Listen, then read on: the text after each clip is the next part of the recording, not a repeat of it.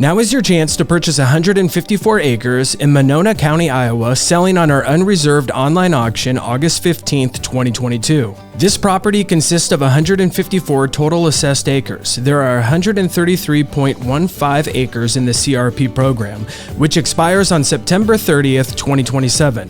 The balance is composed of 13.99 non-CRP crop acres and 6.86 acres of a ditch running in a northwest to southwest direction from the northwest corner of the property. At one time, this farmland was leveled for gravity irrigation. The 13.99 non-CRP acres are leased and planted to corn in 2022. The CRP acres were burned in compliance with the guidelines in the spring of 2022. These CRP acres are low maintenance and easy accessed. The CRP land is a great spot for pheasant hunting. The annual payment of $300 per acre, or a total of $39,945, is generated on the 133.15 acres. The 13.99 non-CRP crop acres have been cash rented for the 2022 season. The CRP payment and the cash rent will be retained by the seller. Because of this, the seller will pay the 2022 real estate taxes. Bidding opens August 1st and ends August 15th, 2022 at 2 p.m.